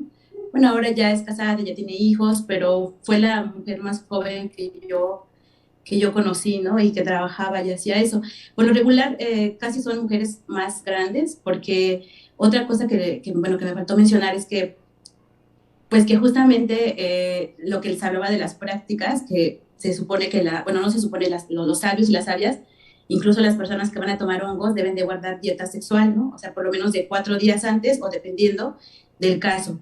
Entonces, muchas de las mujeres, yo conozco mujeres que son grandes, o sea, son mujeres adultas, que están casadas, y algunas de esas mujeres son juzgadas, ¿no? Dicen que cómo hacen su trabajo si tienen una pareja, ¿no? Entonces, por lo regular, pues, son mujeres más adultas que no tienen pareja o que ya se les murieron sus esposos, como María Sabina, que se le murieron varios, ¿no? O mujeres que después de enviudar, se dedicaron a su don, o incluso mujeres que nunca se casaron, ¿no? Pero sí hay como gran variedad de edades entre las mujeres. Supongo que entre los hombres también. Okay, muchas gracias. Bueno, tenemos otra para Joshua. ¿Qué piensas respecto a los programas que se han realizado desde el gobierno que prohíben el consumo de hongos? Sí, bueno, pues estas estrategias, pues lo que tratan de hacer es prevenir la intoxicación, ¿no? Por la ingesta de estos organismos. Sin embargo, pues se ha visto que la prohibición, pues no es el camino. Lo que nosotros en el Grupo Interdisciplinario para el Desarrollo de la Etnomicología en México hemos propuesto y hemos aplicado en diferentes partes del país, pues es el consumo informado de los hongos, ¿no? Hacer actividades culturales, eventos, ferias de los hongos, ¿no? Festivales, foros, en donde hay un diálogo de saberes, ¿no? Entre lo que conocen las personas de ahí y lo que conocemos los científicos, los técnicos, desde la biología, ¿no? Desde la etnobiología. Entonces, en este tipo de eventos, pues se da información sobre cuáles son los hongos tóxicos mortales, ¿no? Cuáles son los hongos medicinales, cuáles son los hongos comestibles y cómo distinguirlos. Y no solamente enseñarles nosotros cuáles son los tóxicos, ¿no? Cuáles son los medicinales. Cuando nosotros vamos, pues las personas de la localidad son los que nos enseñan a nosotros, ¿no? También cuáles se comen, cuáles no y cómo los distinguen, ¿no? Entonces, pues ahí se hace el diálogo de saberes y precisamente es en donde participan las nuevas generaciones, ¿no? Como esta fotografía donde les enseñaba que trabajando con los niños, con los jóvenes, que ellos son los que pues están aprendiendo, ¿no? Van a aprender, son los que van a ser los sabios, ¿no? Del futuro en esas localidades, ¿no? Entonces tratar de reforzar esos conocimientos a través de estas estrategias de las ferias de los hongos, de los eventos y no de la prohibición. Okay, muchas gracias. No sé si aquí en la sala alguien tenga algún comentario más que realizar o alguna pregunta. Hola, pregunta María Rosa Luna. ¿Cuáles han sido tus mayores retos en el campo como mujer?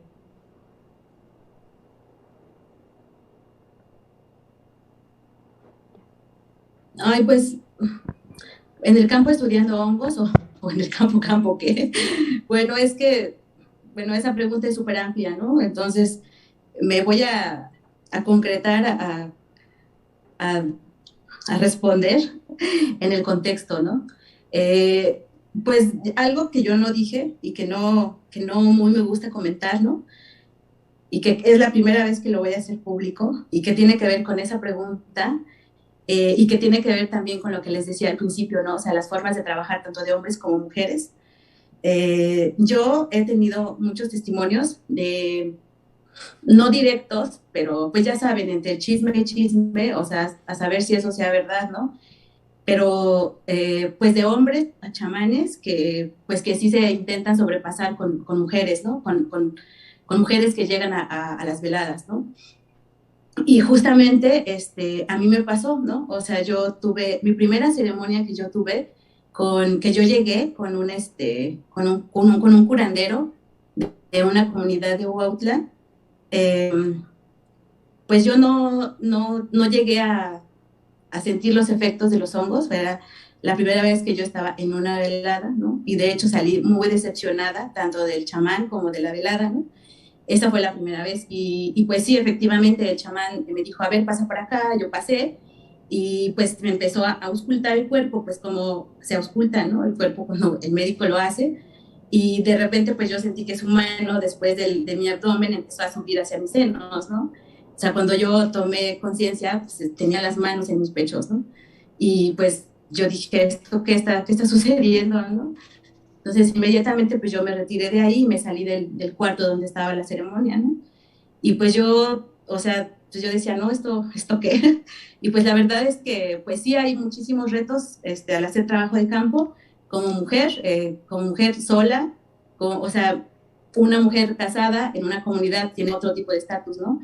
Una mujer soltera tiene otra, y una mujer que tiene hijos también tiene otro estatus en una comunidad, ¿no? Entonces, pues sí varía. Entonces, ese sería como uno de mis grandes retos, ¿no? Y bueno, por supuesto, pues también la lengua, ¿no? O sea, y en general, pues de los hombres, bueno, de las personas sabias, que la mayoría pues son adultas y justamente pues la lengua, ¿no? Y pues creo que eso sería lo que me limitaría a contestar en este contexto. Perfecto, muchas gracias. Bueno, tenemos otra pregunta para Jesús. Preguntan, ¿cómo fue para ti vivir un evento que cultural y socialmente no habías presenciado antes?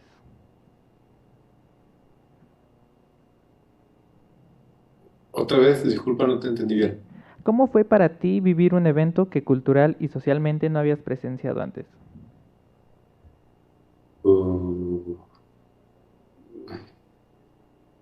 Bueno, yo llegué hace 20 años ya a México, entonces para eso igual me tengo que remontar a 20 años.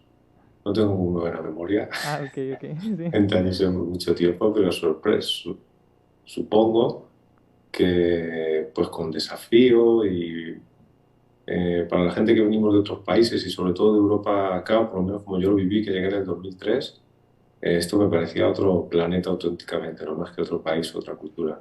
Me llevó muchos años, ¿no? El poder ir comprendiendo muchos aspectos culturales que además permean la vida cotidiana, ¿no? Y el día a día. Yo viví casi durante 10 años en Cholula y allá estábamos en un contexto rural, de cierto campesinado con el que convivía e ir entendiendo todo, ¿no? Desde cómo festejaban los 15 años o el fallecimiento de la abuelita o demás. Era muy contrastante. El propio trazado, ¿no? de las calles, los propios paisajes rurales, urbanos y naturales son muy contrastantes. Entonces, bueno, con curiosidad, con perplejidad, con desafío y como una invitación a comprenderlo, y eso fue lo que finalmente me hizo quedarme acá, ¿no? Y llevar tanto tiempo. El intento de comprensión de todo eso me parecía ajeno, alterno, pero muy atractivo y estimulante. Perfecto, muchas gracias. Sí, me parece que sí. Bueno, quizá como que comprendieron como que había sido apenas, ¿no? Recientemente ese choque, pero pues, como nos comentas, ya tiene tiempo que pasó. Pero pues sí, justamente como que nos mueve todo, ¿no? Muchísimas gracias. Bueno, con esto cerraríamos la segunda mesa, el primer día del día de hoy, de este coloquio. Mañana seguiríamos nuevamente con una conferencia magistral dictada por la maestra Abigail Aguilar Contreras. Ella ha trabajado con plantas medicinales, entonces ella fundó, es una de las personas más importantes en cuanto a los primeros herbarios de medicina tradicional aquí en México, ¿no?